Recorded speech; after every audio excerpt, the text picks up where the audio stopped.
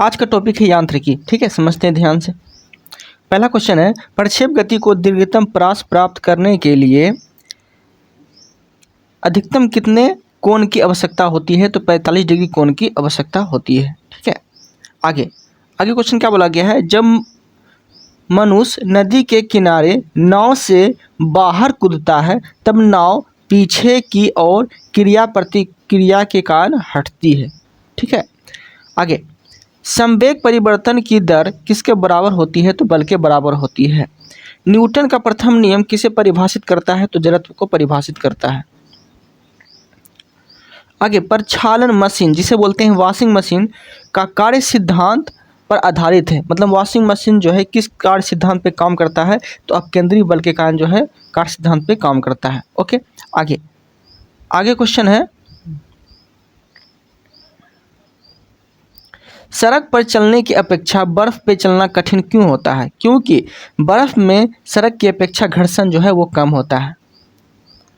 आगे न्यूटन का नियम है। न्यूटन का पहला नियम क्या बोलता है कि यदि कोई पिंड, ठीक है, यदि कोई पिंड विराम अवस्था में तब तक उसी अवस्था में रहेगा जब तक उस पर कोई बाह्य बल ना आरोपित किया जाए। ठीक है, जैसे कि चलती गाड़ी के रुकने पर उसमें बैठे यात्रियों का आगे झुकना, पेड़ से फल टूटकर नीचे गिरना, कपड़े को डंडे से पीटने पर धूलकणों का अलग होना, ये सब क्या है? तो न्यूटन का प्रथम लॉ है। दूसरा बोला गया है, किसी वस्तु के संवेग परिवर्तन की दर उस पर लगाए गए बल के समानुपाती होता है तथा संवेग परिवर्तन की दिशा बल के अनुदिश होती है। ये न्यूटन का दूसरा नियम है। ठीक है, और इसमें एग्जाम्पल में क्या बोला गया है, गेंद पकड़ते समय खिलाड़ी अपने हाथों को पीछे की ओर खींच लेता है। ओके, न्यूटन का तीसरा नियम देखते हैं। न्यूटन का तीसरा नियम बोला गया है, प्रत्येक क्रिया के बराबर विपरीत दिशा में प्रतिक्रिया होती है, इसलिए गति के तीसरा नियम को क्रिया प्रतिक्रिया का नियम भी कहते हैं। ठीक है, एग्जाम्पल में क्या दिया गया है, तो बंदूक से गोली निकलते समय बंदूक पकड़ने वाले व्यक्ति को पीछे की ओर धक्का लगता है। रॉकेट वायुयान की गति चप्पू चलाने पर नाव का आगे बढ़ना। ठीक है, ये सब क्या है? तो न्यूटन का तीसरा नियम है। ओके, आगे है ऊर्जा संरक्षण। ऊर्जा संरक्षण का नियम क्या कहता है? ऊर्जा संरक्षण से क्या आशय है? तो ऊर्जा में बोला गया है, ऊर्जा ना तो सृजित किया जा सकता है और ना ही इसे नष्ट किया जा सकता है। ठीक है, आगे है अंतरिक्ष से गिरता हुआ पिंड पृथ्वी के वायुमंडल में प्रवेश करने पर क्यों जल उठता है? ऐसा क्यों? तो वायु के घर्षण के कारण जो है पृथ्वी पर कोई पिंड गिरता है तो वो जलने लगता है, इसे उल्का पिंड। अंतरिक्ष से गिरता हुआ वही बोला गया है कि वायु के घर्षण के कारण जो है वो जलने लगता है। ग्रहों पिंडों की परिक्रमण गति ग्रहों द्वारा सूर्य का परिक्रमण में प्रभावी बल अभिकेंद्री बल के कारण जो है ऐसा होता है। ठीक है, क्या बोला गया है, ग्रहीय पिंडों की परिक्रमण गति ग्रहों द्वारा सूर्य का परिक्रमण में प्रभावी बल ये अभिकेंद्रीय बल के कारण ऐसा होता है।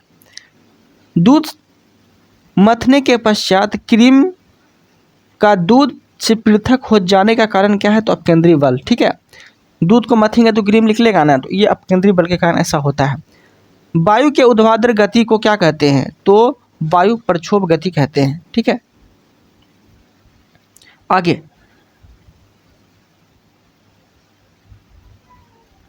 है रॉकेट किस सिद्धांत पे कार्य करता है? तो रॉकेट जो करता है संवेग संरक्षण के सिद्धांत पे काम करता है। ओके, आगे है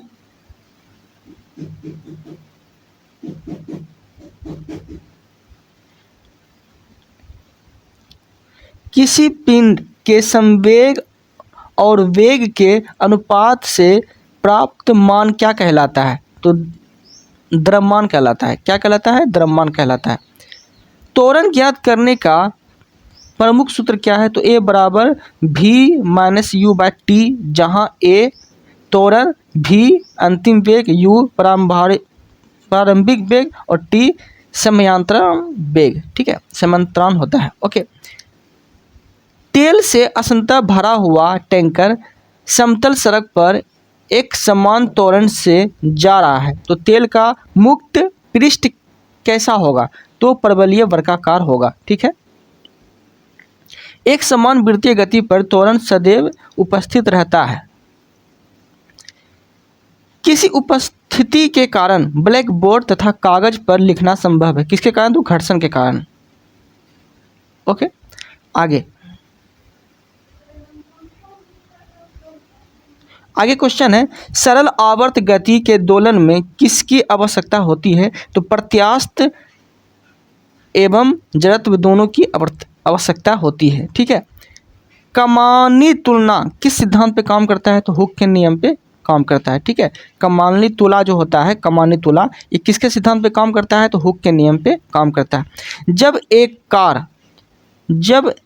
कार की गति दोगुनी कर दी जाती है तब उसको उतनी ही दूरी में रोकने के लिए ब्रेक कितना लगाना होगा? ठीक है, तो 4 गुना लगाना होगा, ठीक है। तो कहने का अर्थ ये हो गया, जब एक कार की गति अगर दोगुनी है तो ब्रेक जो है 4 गुना लगाना पड़ेगा। ओके, जेट इंजन किस सिद्धांत पे काम करता है? तो रेखीय संवेग सिद्धांत पे काम करता है। आगे क्वेश्चन है, प्रथम श्रेणी का उत्तोलक में क्या क्या आते हैं?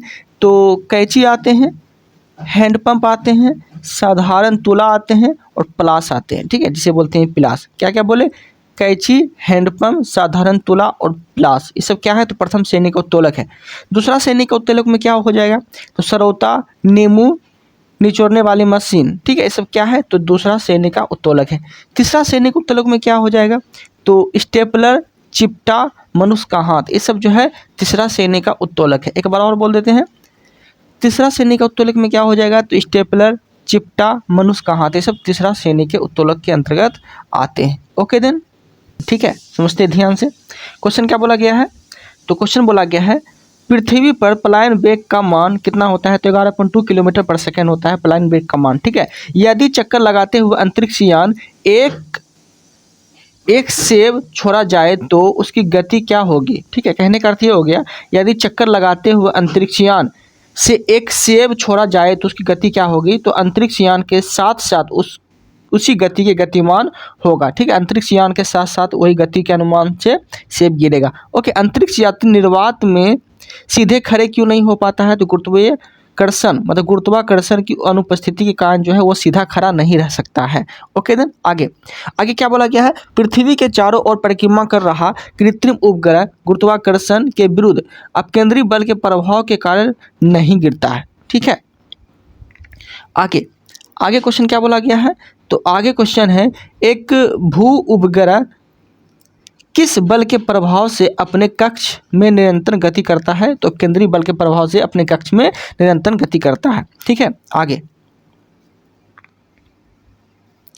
क्वेश्चन है, चंद्रमा की सतह पर पलायन वेग पृथ्वी की सतह की अपेक्षा कम होता है क्योंकि चंद्रमा की त्रिज्या पृथ्वी की त्रिज्या से कम है। ओके, आगे है, भारहीनता की स्थिति किस कारण होती है? तो गुरुत्वाकर्षण शून्य स्थिति कारण होती है। भारहीनता जो महसूस होता है ना, ये गुरुत्वाकर्षण की शून्य स्थिति कारण जो है भारहीनता महसूस होता है। जैसे कि चंद्रमा पे कोई व्यक्ति गया, चंद्रमा पे कोई व्यक्ति है तो वहाँ से कोई भी सामान उठाएगा ना तो भारहीनता महसूस होगा, मतलब भार उसको लगेगा ही नहीं। एक लकड़ी झूले पर बैठी स्थिति में झूला झूल रही है तो उस लड़की के खड़े हो जाने पर आवर्तकाल पर क्या प्रभाव पड़ेगा? तो आवर्तकाल जो है वो कम हो जाएगा। आगे क्वेश्चन क्या है? दोलन की लंबाई बढ़ जाने के कारण गर्मियों में धीमी हो जाती है। कहने का अर्थ है कि दोलन की लंबाई बढ़ जाने के कारण जो है घड़ी की सुइयां जो है वो गर्मियों में धीमी हो जाती है, ठीक है, जबकि शीतकाल में तीव्र गति से चलने लगती है। ओके, हवा में लोहे और लकड़ी की समान भारी गेंद को एक समान ऊंचाई से गिराने पर क्या प्रतिक्रिया होगी? तो लकड़ी का गेंद बाद में गिरेगा, ठीक है, और लोहे का पहले गिरेगा। लेकिन निर्वात में गिराएंगे तो दोनों एक साथ गिरेगा। ओके, याद रखिएगा। वायु की उपस्थिति के कारण जो है ऐसा होता है।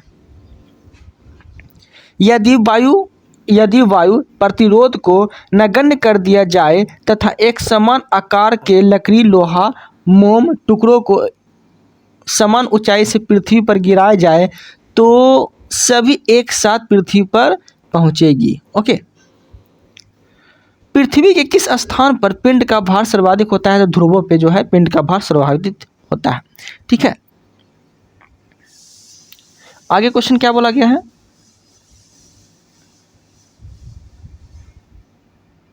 तो आगे क्वेश्चन है, पृथ्वी के केंद्र से ध्रुव की दूरी कम होने के कारण ध्रुव पर स्थित पिंड पर पृथ्वी द्वारा अधिक गुरुत्वाकर्षण बल आरोपित होगा, इसलिए ध्रुवों पर उसका भार पृथ्वी पर स्थित किसी अन्य स्थान से अधिक होगा। ओके, आगे क्वेश्चन है, आगे क्वेश्चन बोला गया है कि लिफ्ट क्या है? लिफ्ट है। तो लिफ्ट में बैठे हुए व्यक्ति का भार कब सर्वाधिक महसूस होगा? ठीक है, लिफ्ट में व्यक्ति का भार कब सर्वाधिक महसूस होगा? तो जब लिफ्ट जो है त्वरित गति से ऊपर जाएगा ना, तो लिफ्ट में व्यक्ति का भार जो है उसे सर्वाधिक महसूस होगा कि मेरा भार है। ओके, मेरा भार ज़्यादा है या कम है, इसको महसूस होगा लिफ्ट जब ऊपर की ओर जाएगा। तो भूतुल्यकारी उपग्रह के परिक्रमण की अवधि कितनी होती है? तो 24 घंटा होती है। ओके, यदि पृथ्वी और सूर्य के मध्य की दूरी दोगुनी होती है तो सूर्य द्वारा पृथ्वी पर गुरुत्वाकर्षण बल क्या होगा? तो वर्तमान का 1/4 भाग होगा। वर्तमान का 1/4 भाग होगा। लोलक की कार्य अवधि किस पर निर्भर करती है? तो लोलक की लंबाई पर निर्भर करती है। आगे, पृथ्वी का गुरुत्वाकर्षण बल यदि अचानक लुप्त हो जाए तो इसका परिणाम क्या होगा? तो पृथ्वी पर स्थित वस्तुओं का भार शून्य हो जाएगा, लेकिन द्रव्यमान अपरिवर्तित रहेगा। कहने का अर्थ यह हो गया कि द्रव्यमान जो है वो परिवर्तित रहता है, लेकिन भार परिवर्तित हो जाता है। आगे है कि पृथ्वी की सतह पर g का मान अधिकतम तथा चंद्रमा पर g का मान पृथ्वी के गुरुत्वीय त्वरण का 1/6 होता है। ठीक है, पीसा की झुकी मीनार गिरती क्यों नहीं है? इसका क्या कारण है? तो इसका कारण है गुरुत्वीय केंद्र से जाने वाले ऊर्ध्वाधर रेखा तल के अंदर होती है। ओके, कहने का अर्थ ये हो गया, पहाड़ पे हम लोग चढ़ते हैं ना, पहाड़ पे हम लोग चढ़ते हैं तो आगे की ओर झुक जाते हैं, लेकिन क्या गिरते हैं? क्या अपना गुरुत्वीय केंद्र बना के रखते हैं। ठीक है, मतलब पीसा की झुकी मीनार। ओके, आगे क्या है? यदि कोई वस्तु ऊपर से गिराई जाती है तो उसका भार पर क्या प्रभाव पड़ेगा? तो वस्तु का भार अपरिवर्तित होगा। वस्तु का भार अपरिवर्तित होगा। ओके, आगे क्या है? तो आगे है, जब हम भूमध्य रेखा से ध्रुव की ओर जाते हैं तो जी का मान क्या होता है? तो बढ़ता है। ठीक है, जब भूमध्य रेखा के ध्रुव की ओर जाएंगे तो जी का मान बढ़ेगा। चक्रीय झूले पर झूलते समय व्यक्ति को बाहर की ओर धक्का क्यों महसूस होता है? ठीक है, तो अपकेंद्री बल के कारण जो है बाहर की ओर धक्का महसूस होता है। विभिन्न द्रव्यमान वाले दो पत्थर एक साथ किसी इमारत की छत से गिराए जाते हैं तो कौन सा पत्थर जमीन पे गिरेगा? तो दोनों पत्थर एक साथ जमीन पे गिरेगा। ठीक है, आगे क्वेश्चन क्या है?